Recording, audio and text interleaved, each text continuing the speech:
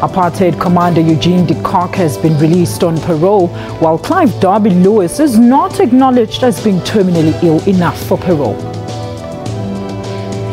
The African National Congress has made a decision to put a cap on the ownership of land by foreign nationals. A town in the Western Cape sets an example on how to live harmoniously with foreign shop owners.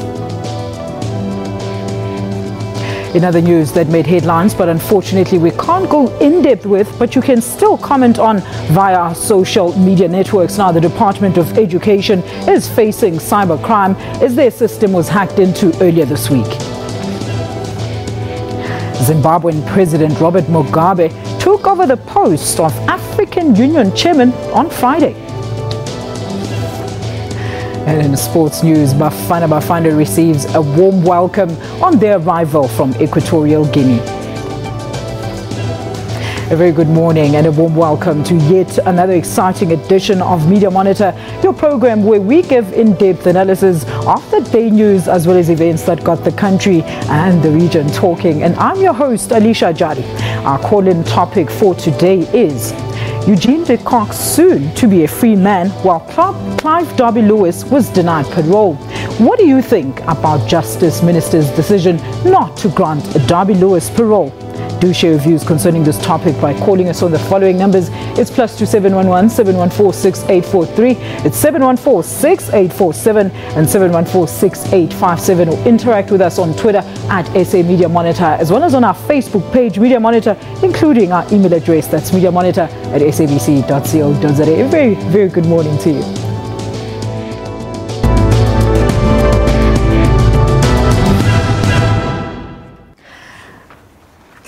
Now, our guest this morning, we'd like to welcome Mr. Raymond Lowe, who is the chairman of MISA South Africa, and Mr. Mushweshe Monari, the deputy editor at Mail and Guardian. Let's have a look at what is making news headlines today, panel. A very good morning to both of you. Thank you so much for joining us on Media Monitor. Good morning. Good morning. All right, let's have a look at those top stories making headlines today.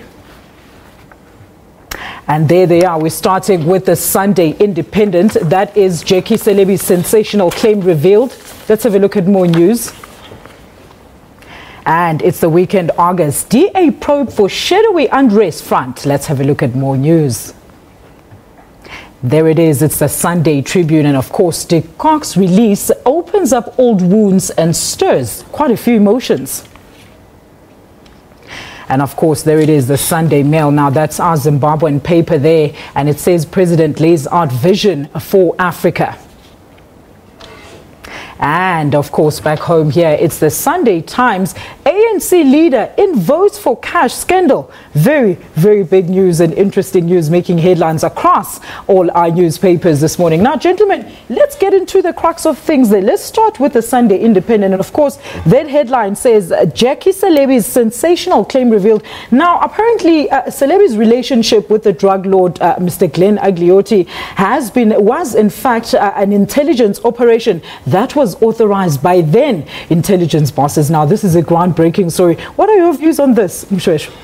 Look, I find it hard to believe because for how many years now this Levy case has been going on and closed, and the gentleman making these allegations, Perho, the former head of Crime Intelligence Unit, I can't understand why now. I mean, the trial of Levy was sensationally made public, but I don't remember any of the crime intelligence chiefs making that kind of claim. So my worry is that these kind of allegations, and also if you remember, even during the time of Celebi trial, it's not like really, especially because the intelligence communities, through NICOC reported to the president. Mm-hmm. And I don't remember Thabo Mbeki, the then President Thabo Mbeki, who was kind of shielding Celebi then, making these kind of allegations. Surely this would have really given him an ammunition to say, but guys, look at this evidence. So I find it really hard to believe, but like the newspaper said, this is according to Mpeho, who also, if I remember very well, was charged. And it also goes to the whole issue of factional battles within our security institutions, as you have seen with the NPA now, and crime intelligence, which for a long time didn't have its, ahead. And so it's really, I find it hard to believe. What do you make of the story, Raymond, especially just after his funeral yesterday? Well, I agree with Masheshwe. Why didn't it come out during the trial? Why wasn't it raised during the trial? One would think it an automatic defense.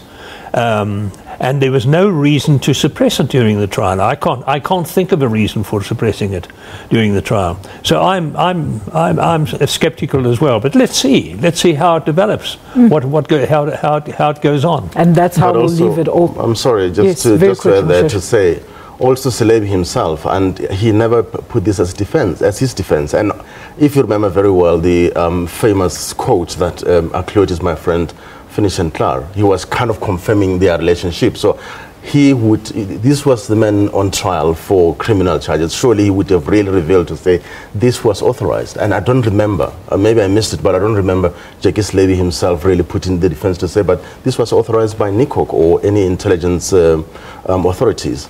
All right, so it was never said in the trial. All right, we'll leave it there, gentlemen, unfortunately. Let's look at another interesting story here. Now, this is the week in August. The DA probed for shadowy unrest front. Now, a startling allegations have actually emerged that DA politicians actually orchestrated public violence to try and unseat the ANC in the Southern Cape elections. Raymond, your views on this story today? Well, it's in a similar category to the Selebi story. It comes out several years after it's supposed to have happened, and it seems to have been kept under wraps for a long time. It's very difficult. Well, it's not very difficult to see why it's been raised. There is the election battle in the Western Cape has really got into high gear, and not only that. It's this story in the Weekend Argus, and then there's a counterbalance to a certain extent by the story in the Sunday Times, making allegations against Marius Fransman, the leader of the ANC in the Western Cape. All of it is of the kind of thing that you expect to happen during an election. Both sides going for each other, and always, of course, the shadowy allegations in the background. We shall show your views on this. Yeah, look, if you look at that story, and also the Sunday Times lead about Marius Fransman's involvement in Catch for Vote, it also reveals, it exposes the kind of dirty, ugly battles that are going on in our municipalities, because sometimes we just focus on the national provincial elections. But if you look at the balance of power in municipalities and things that were going on, I mean, remember, if you remember also during the last municipal elections, the DA ran municipality in Gauteng, Midvaal. There were also those kind of dirty allegations against councillors and those kind of things. So it's one of those kind of things that when, especially 2016 municipal elections, is going to really be tougher. So I'm not really surprised to see all these kind of allegations. Unfortunately, that's where we're going to leave it. We're going to quickly look at, of course, all the news that are trending on Twitter this morning. Let's have a look at what is trending on our social media this morning. There it is, of course, it is all about Simba, R.I.P. Simba, Kalubani Kubaye. So sad to lose such a talented man, breaks my heart. My deepest condolences to the Mhere family. I pray God comforts and strengthens everyone saddened by this. This is so heartbreaking. That's all at R.I.P. Simba. Join in the conversation. We're going to take a quick ad break, but before we do that, business operations are at a standstill, and will children be allowed to go to school tomorrow morning in Malamulele? Do stay tuned to Media Monitor for more.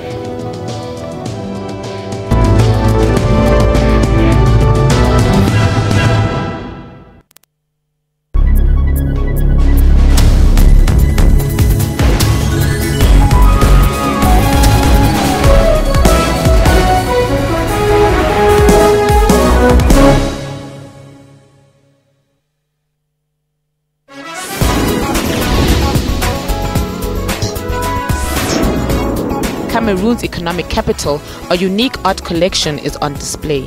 Titled Yesterday's Memory, Tomorrow's Memory. We are trying to preserve this heritage despite many things that have changed in the designing, embroidery and the model. If I'm telling you, you don't like it, I call it defeat.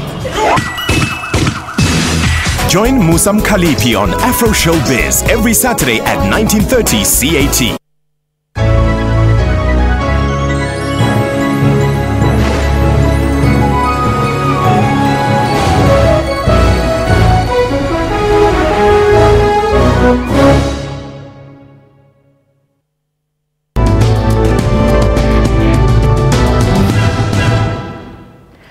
This is Media Monitor. Welcome back. Police remain on high alert in the Malamulele area after residents went on the rampage on Friday following the Demarcations Board's announcement that they will not be granted a separate municipality from the Thulamela municipality.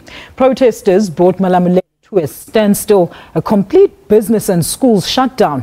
SABC reporter Mangoba Mchunu is in the area. A very good morning to you, Mangoba, and a very warm welcome to Media Monitor. Good morning, Alicia. Morning, Mangoba. Now, when you walk around the streets of Malamulele and engage with the residents, what are they exactly saying to you, Mangoba, at this stage? Well, Alicia, what I can tell you is that the situation is much calmer today compared to the past few days of violent protests that we saw here in Malamulele. Today, basically, people going on with their lives. The shops have been open for the first time in many weeks, really, because of the violent clash that took place here in Malamulele. But basically, all of this, Alicia, is in preparation of yet another total shutdown that's expected to take place here from tomorrow. Residents have decided they're not going to accept the decision of the Municipal Demarcation Board. They're not willing to let down without a fight, and therefore they're basically saying that they're angry and disappointed, and definitely are not planning to call the protest off anytime soon. So really we are seeing a sense of disappointment here on the side of residents who are really angry at that decision by the Municipal Demarcation Board. So basically today, Alicia, it's more of a temporary relief for residents here to actually go on and buy from shops which will then from tomorrow again be shut down. But I've got a member of the resident who was there at that meeting that took place yesterday, and I'm going to be chatting to her right now. Neliswa, thank you for joining us on the program. Can you just tell us, you were at the meeting, what was decided at that meeting? Actually, I was not at the meeting. I was just listening to the radio. What we heard from the race that the shutdown is going to continue as from tomorrow. And they are saying that is going to go on until when? Actually, they said it's going to go on from tomorrow until Friday at 3 o'clock, until it shuts down at 3. But surely this is going to affect schooling again, and it's going to affect you at work, as you are not going to be going to work. Are you willing to continue with protests? Do you think it's time to stop these protests? No, I don't think it's actually time for us to stop, as we come from far, as we've been fighting for so long. So I think it would be okay for us to go on and on until we get what we want. But aren't you concerned that you might, be affected in terms of your job or losing your job, and that your kids are not going to school? According to my opinion, yeah, we are very much concerned. But on the other hand, we should fight for what we want and get what we want. We should not stop. Okay, as you can hear there, Alicia, one of the residents there, saying that they are willing to continue with the protest. They do not really care about the effects or the impact that much that it's causing onto the community. But they're saying that it's been a long fight. It's been 14 years of fighting for their own municipality, and therefore they're really willing to continue until their demand is met. Mangoba, look, in a nutshell, we know that the board was looking into the service delivery processes. Are you able to tell us why they denied these residents a separate municipality? What were the board's reasons? Well, Alicia, what the municipal board is saying, basically, the Municipal Demarcation Board, is that it will not be viable to have Malamulele as its own municipality, saying that there are financial implications in that. And they're also saying that according to the demarcation criteria, this request does not meet that criteria according to the Demarcation Act. And therefore, they think that it will not be possible, actually, to make Malamulele its own municipality, saying that it's just not possible at this stage. Mangoba, have you had any time to talk to the Malamulele task team? What's their reaction and way forward on this matter? Well, the Malamulele task team were briefing residents yesterday, Alicia, in a meeting that took place here in the area. But basically what they were saying to residents is that they think that it's time now to lay down the arms, to continue with work, to go back to school, to stop the protest, calling for calm and peace, saying that negotiations are still going to take place. They are not going to let this issue go. They're going to look at every possible avenue to try and fight this. But basically residents at that that meeting, Alicia, really refusing what the task team is saying that they are willing to go back and protest on the streets until that demand is met. So they're really being defiant, not listening to what the task team has to say, saying that instead they prefer to go into the streets, to take their fights to the streets until they are heard. Mangoba, we heard residents saying that they're willing to continue through until Friday. Look, in the light of these recent events, has there been heightened, increased police presence in the area? What's government's plans to restore calm in the area?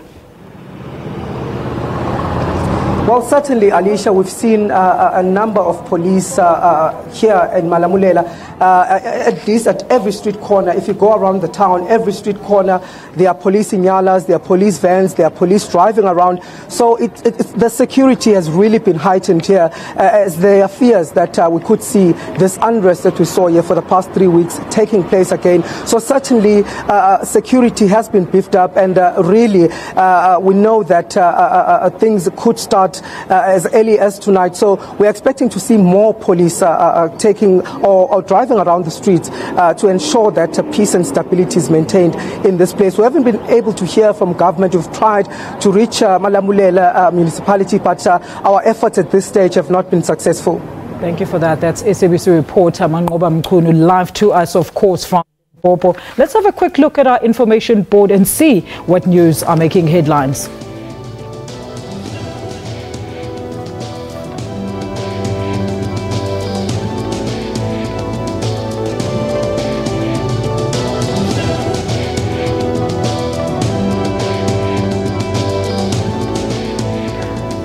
Well, when Media Monitor returns, are we a forgiving nation? Clive Derby-Lewis denied parole while Eugene de Kock granted parole. Go on to Twitter or Facebook and comment about the story, or call us on the numbers below on your screens. We'll be back with more Media Monitor shortly after this.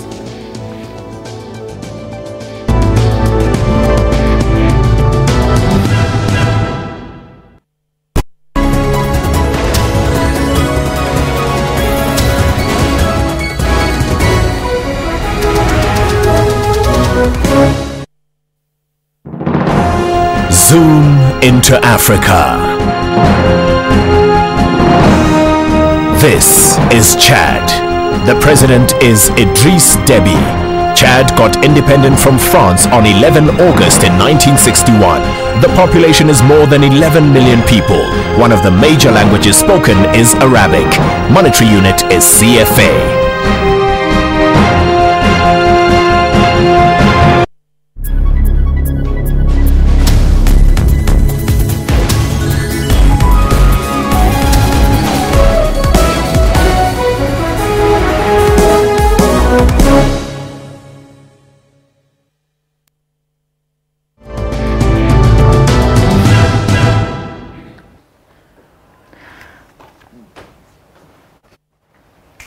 Welcome back to Media Monitor. Now, the convicted murderer of SACP leader Chris Hani, Clive Derby-Lewis, was denied medical parole. However, apartheid death squad leader Eugene de Kock was granted parole after 20 years in prison. Let's just take a quick look at this insert. There is nothing to suggest that Mr.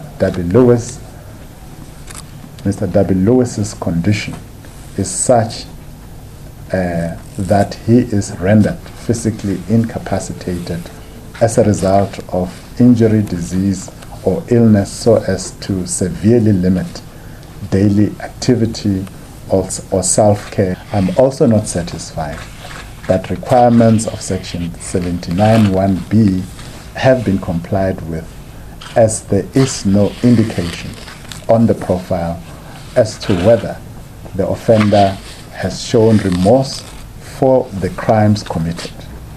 In the circumstances, the board's recommendations to place the offender on medical parole is not approved. Well, we are very pleased to be joined in studio by Justice Minister Mr. Michael Masuta. Minister, a very good morning to you. Thank you so much for being with us here on Media Monitor this morning. Good morning to you and to the viewers. Minister, this decision has received different reactions by the South African people, but please make us understand the reasoning behind Derby-Lewis's denial of parole. Well, the prescribed requirements in law that must be met for a person to qualify for medical parole, the Medical Parole Advisory Board, having considered all medical reports, made recommendations. Upon studying their findings and recommendations, we came to the conclusion that there was no clear link between their findings and what is required by law as a precondition for a person to be released under his circumstances on medical parole. That was one consideration. Mm-hmm. The other consideration, of course, was that there was much doubt without sufficient evidence to corroborate the assertion that indeed the person whose samples were used in compiling the medical reports were actually the person who was being considered for medical parole. Mm. Now, in the light of all that doubt, and let me add that the Hani family, as well as the SACP, who by court order were given an opportunity to make representations and who in fact made representations, also alluded to these discrepancies. Mm. I was of the view that it would be irresponsible of me to ignore this serious gaps and simply to grant parole in contravention of what is required by the law. Mm. We are a state which is based on a constitution, and that constitution in its finding provisions says that the rule of law prevails in South Africa. Mm. And it further says that we are a constitutional state. Mm. So everything that we do must be within the ambit of the law. So it's not as if it's a simple discretion or personal decision that's bestowed on me. Minister, I want you to clarify this. Now, the big news came in immediately after your announcement on Friday. Now, it came out that Darby Lewis might have, his medical records might have been tampered with. Are you able to verify this for us? Not at this stage. Mm-hmm. What we have on file is his own affidavit. Without, giving much word-for-word detail of it. Mm-hmm. The essence of it, as I understand it, is that he made arrangements at this private hospital where he was receiving treatment for him to be registered under a pseudonym, and that it turned out that that name belongs to an existing person who came to the same hospital for the same treatment or similar treatment, which forced him then to change to another pseudonym. How is this all possible, Minister? It beats me. You go to a bank, to any bank, if you don't produce an authentic identity document, you will not open a bank account. Absolutely. You go to any other service, your identity is your identity. Mm-hmm. Now, I do not understand how it is possible. I do not know under what law, under what arrangements it could be possible that people should falsify their identity with the knowledge and approval of an institution, whether public or private. Mm-hmm. It just beats my mind. Mm-hmm. And to what end? I don't know how that would have assisted in security. And of course, I inquired with the officials responsible at correctional services, and they say they have no knowledge of that. And I can believe them, because the treatment was not firstly done in a public. He insisted, I understand, that he must receive treatment in a private facility and not in a public institution. But secondly, once he's left the correctional facility and has gone for treatment with a private institution, it is that institution that must take responsibility for ensuring that somebody is correctly registered for treatment there. Minister, look, let's move on. Many South Africans are questioning the context of reconciliation, saying that it takes two to tango, and they feel that some white South Africans still don't want to engage in matters of reconciliation. Now, what do you think this says about our approach to moving forward together as a nation and democracy in 2015? Look, it would be unrealistic to expect that everyone will move along with you. There will be those that will be left behind, and that's the reality of life. True. As long as their actions do not violate the law. I think we need to make it very clear that racist behavior from any quarter that goes beyond what the Constitution recognizes as free expression, the right to associate or disassociate and so on, where it amounts to violation of other people's rights, the law will take its course. But other than that, people don't have to subscribe to the popular view or the national norm. So that's just the reality of a constitutional democracy. Minister, another big issue, there was a lot of critics in the WS saga saying that you succumbed to political pressure in not granting him medical parole. What are your views on that? Let me premise my response there to say that early on my appointment, I was confronted with a number of issues that required my decision. And I had a one-on-one consultation with the president. I had just been appointed, and I wanted to understand where my principal stands on various issues. And I must say, it's been very helpful, because his simple advice was, you are the minister, you take the decisions that you have to take based on the rule of law principle and the supremacy of the Constitution. Uphold the Constitution in everything you do. No favors, no fear, as stated in the Constitution. And I think that's helped to make my work a lot easier. Very interesting, Minister. But now, what do you say when people compare Jackie Celebi's parole and Shabir Sheikh's parole to that of Dabi Lewis? And are these circumstances the same? Is it even fair to compare these cases, Minister? All I can say is that, like a court, as an executive functionary, discharging a statutory responsibility or exercising a statutory power, you only take into account that which is before you. You look at the facts, you look at the law. And that's the only way to build consistency. You can't achieve consistency by trying to compare a case with a previous case. You achieve consistency by making sure that in all instances you look at what the law requires of you vis-a-vis the facts that are before you. And Minister, before we let you go, is there any hope of Dabi Lewis ever getting medical parole, or parole for that matter, in the near future? I cannot speculate on what is not before me yet.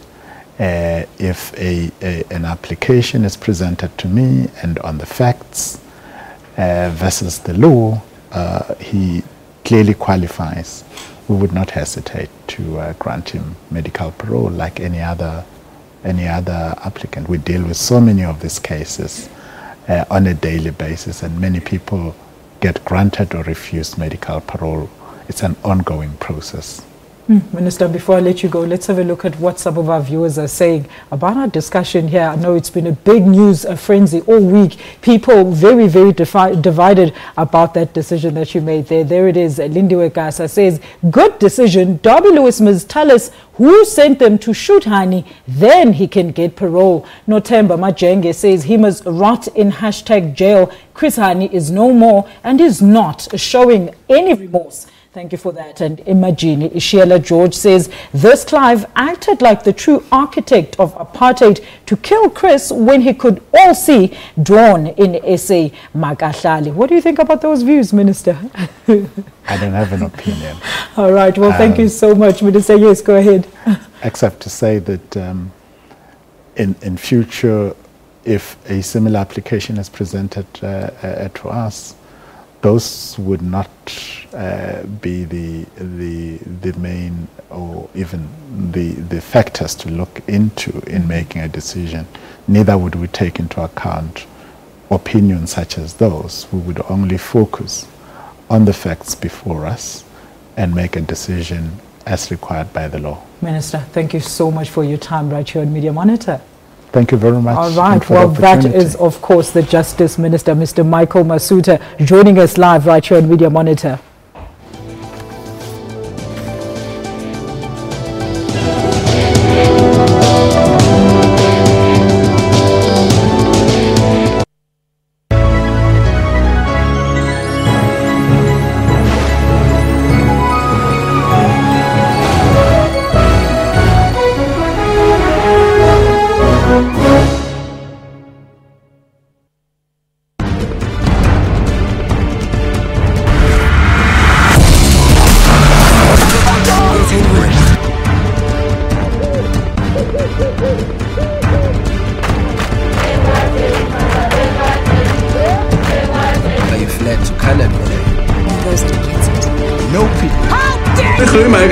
Ja, de paar bezig. Kom.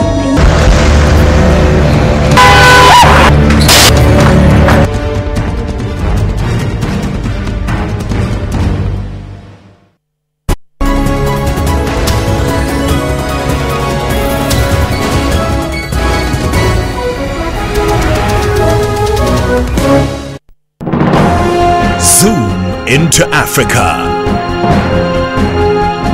This is the Kingdom of Lesotho. The leader is King Letsie III. The Kingdom of Lesotho attained full independence on 4th October in 1966. The population is more than 2 million people. One of the major languages spoken is English. Monetary unit is Maluti.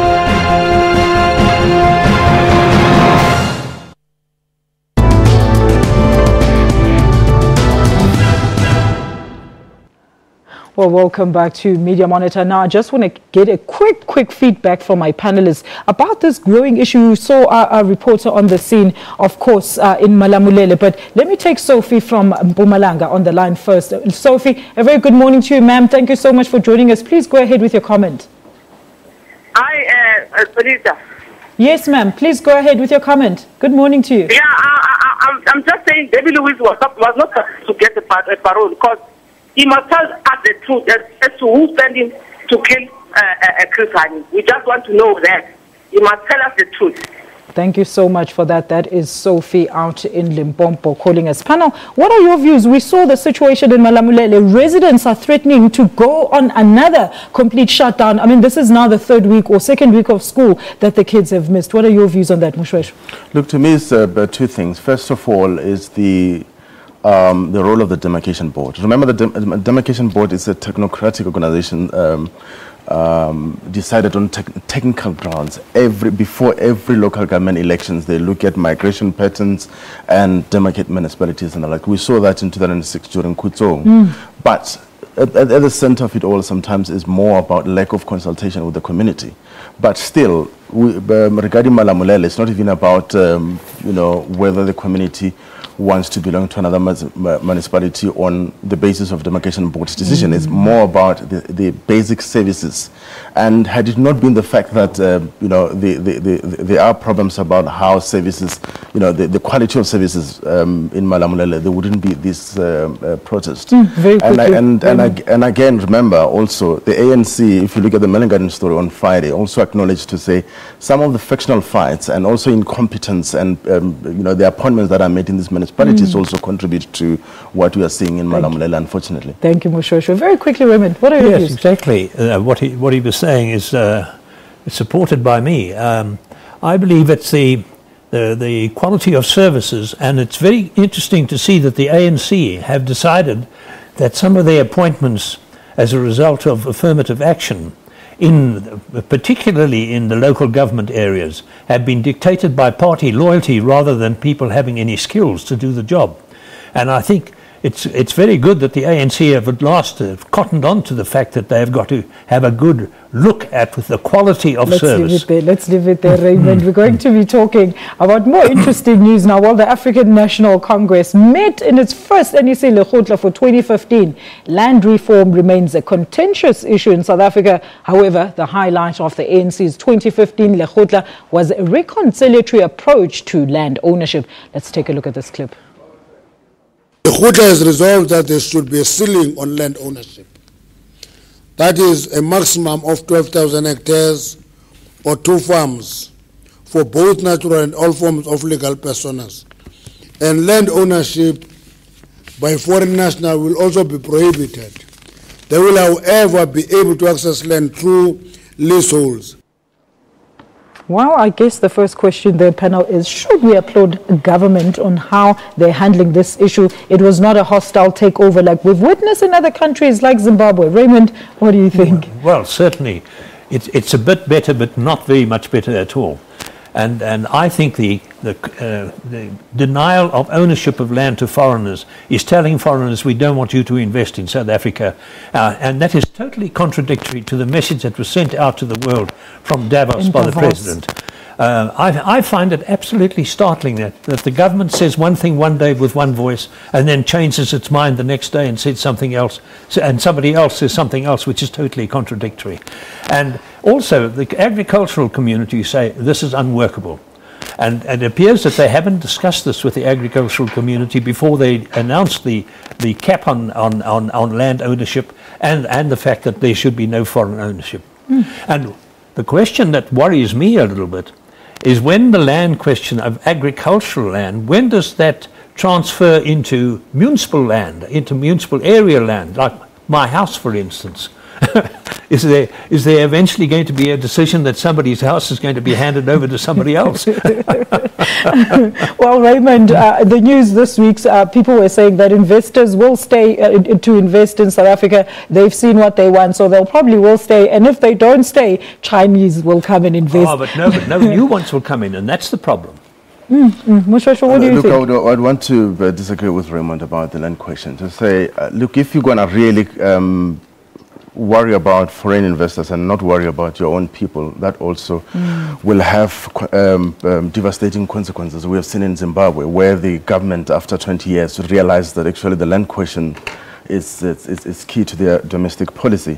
But the ANC also had to take the blame in a sense that it's not the first time. Remember the issue of land ownership. There was a Joe Matthews Commission where they looked at this question almost 10 years ago. And it made recommendation, and it also looked at, because some of the land ownership, we are not talking about even for investment. I mean, look at Western Cape, where foreign land ownership actually pushes the prices of property up in Western Cape, and justifiably so. So the recommendation of the Matthews Commission in 2006-2007, I don't think they were implemented. And the promise one is that now the ANC is jumping to address the land question without looking back at what Joe Matthews Commission has looked at. And I don't know, maybe my conspiracy theory will say is because of the EFF's push for land invasion.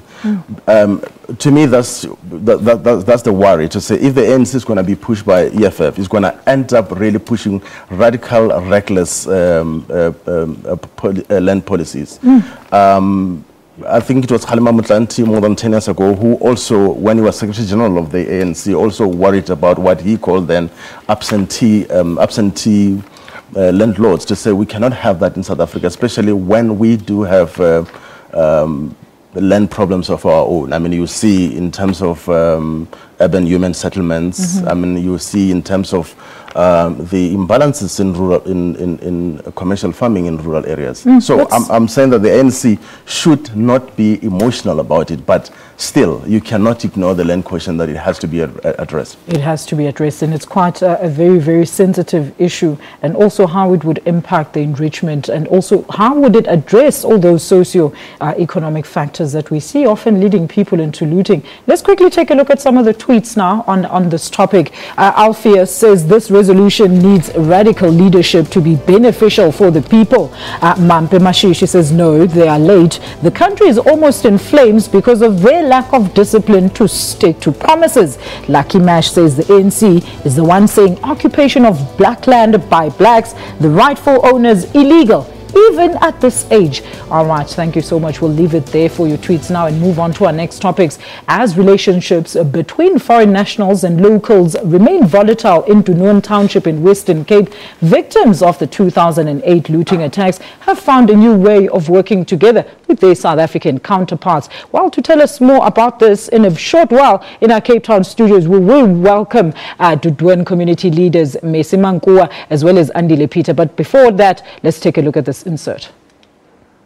And the Department of Small and Medium Enterprises, when we started, we came in already and found reports that are related to such issues of foreign-owned offices and the feeling and the sentiments that were expressed by our own people, not only in the townships, even in rural areas, about the fact that they were feeling their space is being closed by foreigners who are owning those plaza shops. So our responsibility goes to our people, and consider the fact that the majority of black South Africans were completely cut out of this. They do not have the experience, they have not had the skills, and they do not have a long experience in terms of ensuring that they run their spaza shops as best as some of the foreigners are doing. Yes, let's go to our Cape Town studios and welcome their Dunoon community leader, Ms. Messi Mankua, as well as Sanko representative Andile Peter. A very good morning to both of you, and thank you so much for joining us on Media Monitor. Morning to you, morning to the viewers as well. All right. Good morning to you, morning to the viewers as well. Thank you so much. Now, but Peter, and of course, briefly tell us a bit about this great initiative. What motivated its inception? The reason for us to embark on that initiative, it was because we realized that when there's anarchy in a community, it destroys everything. Therefore means what was more important for us was to integrate the foreign national to the community at large, in terms of making sure that whatever the community does, they become part of it. But Peter, how so successful? That we can avert. Yes, go ahead, sir. So that we can avert the issues of us and them, so that we can be one community. Very interesting indeed. Now, Mam Messi, how did you manage to get the community to work together, and how successful is this initiative to date? Ma'am, we've done, as the community, we came together and we formed, under the umbrella of Sanko, we formed the area and street committees in our community. Then we went ahead, we looked for the foreign nations. We also tried to get them together. We formed a forum for them so that we can work together, them, the area and street committees, and Sanko, to work together in the community. That's how we've created that, and now we are enjoying that because we are really working together. Ma, what have you achieved so far, and how did you convince the community people to work and accept each other? We've called meetings in the community by areas. That is how we integrated this. We've got 24 areas in Dunoon. All the areas are having leaders. So each and every leader that is having a challenge will come together in a week time on a Wednesday, we sit together and take all the challenges and put them together so that we can achieve all the challenges in our community. We worked with the foreign nations. When they've got challenges, they come to the community leaders, they report everything. That's how we achieved all of that. But Andile, what lessons can be learned from this exercise, and what advice can you give to communities still grappling with this problem? I think what we have learned is that if we sit around the table and address issues, those issues will be addressed without any violence. And also, what is more important is for us as leaders to have a vision in terms of our community. What do we want to achieve? Because if, for example, we are leaders, we are going to lead anarchy, it means there's something wrong with us as leaders. Therefore, what is more important in other communities is to have a credible leadership that will make sure that they lead the community to the right direction. Fortunately for us in South Africa, we've got laws that govern this country. Anything that needs to be taken in terms of justice and so on, we don't do anything in terms of that. We said, let the law take its course. Thank you so much for that. And of course, that's our guest in Cape Town. Joining us there, Uput Andile Peter, Sanko representative, as well as Umame Simankua, who is the Donuan community leader. A very inspirational story, wouldn't you say, panel? But why haven't I read about this story anyway in the newspapers? Let me start with you, Mushwesho. Why haven't I read about this story on the Mail and Guardian? It's not like we haven't published this kind of stories. What we did in Mail and Guardian is just to go at the heart of what we call xenophobic violence and look at really what is happening beyond what we're seeing as looting. And we have established to say, look, this is the battle for resources. We have seen it in Malamulela to say, when resources are tighter, even where there are no foreigners. We've seen it in Malamulela, the tribalism, start rearing its head. And even in this case, I mean, you've seen it in Europe where when the economy is getting tighter, the immigrants, and unfortunately African immigrants are becoming the victim of sentiments there. That is why parties in UK such as UKIP and parties like National Front in France, you could see their sentiments, anti-immigrant sentiments. But also, going back to Minister Lindiwe Zulu's interview to say, the failure on our government to really realize that the micro and small businesses, the empowerment to those businesses for a long time. I mean, black people in the township have been running spazas and those kind of things. If she's going to wake up now as a result of looting and violence to say, hey, our people must learn, how to run spazas, foreigners must help our people, to me is really opportunistic to say, why have you not realized to say, if foreigners got a better business strategy in terms of suppliers and in terms of sustaining their business, why don't you empower the spaza shops? Yeah, and thank you, Mushwesho. Thank you, Mushwesho. I want to really hear what Raymond has to say on this one. The other factor is that we don't really know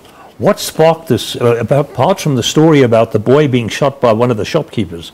I mean, that was one factor, but there were a whole lot of other factors. And we've been given a whole lot of spurious reasons by the authorities as to what took place. They deny genocide, and there's obviously an aspect of genocide here because the spaza shops that were looted belonged to foreigners, and the local shops were untouched.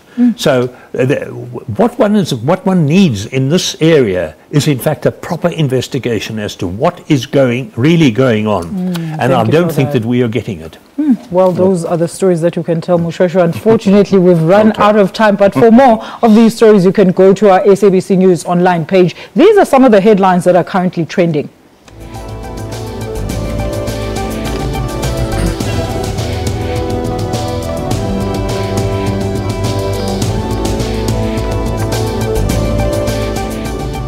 All those stories available on the SABC News online. All right, panel, let's find out from you, what stories do you think will be making news headlines across this week? Let's start with you, Raymond. Well, Are we going to see more developments maybe in the NPA story, the Jackie Celebi allegations? All those things are going to be investigated this coming week. Particularly the Jackie Celebi story. And of course, the two allegations here: the DA probing, being probed in the Western Cape, and also the allegation against Marius Fransman. All of which are very important stories. Very important. Although one worries about why they took so long to come to the fore. We should be asking the journalists for that, Raymond. What do you think, Mushasho, will be making headlines out of those three? To me, the problems in the criminal justice system, that to me should be the story of the week, given the fact that now President Jacob Zuma has finally decided to go ahead with the inquiry to look into the fitness of the National Prosecuting Head, that's Ngolisi Ngasana. After more than 6 months, not even having the terms of reference.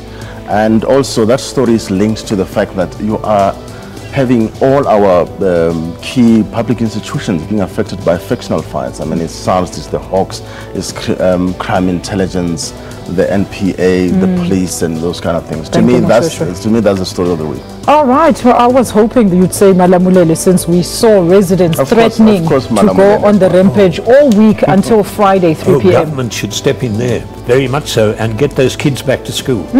Absolutely. Well, thank you so much to my panelists for their contributions this morning. And of course, our viewers, your contributions and suggestions are highly valued. You can follow us on Twitter at SA Media Monitor. Share your views and comments. Go to www.facebook.com/Media Monitor and like that Facebook page. You can also email us your views about the show. Our email address is mediamonitor@sabc.co.za. Once again, thank you so much for watching Media Monitor. Do join us again next week. And in case you missed our live show, it was very interesting. Remember, you can still catch the repeat show tomorrow morning at 2. I know it's a bit late. Or go to our SABC YouTube link on www.youtube.com/SABC News. You have yourself a blessed Sunday. From myself, Alicia Jali, and the rest of the QTIP team. Goodbye.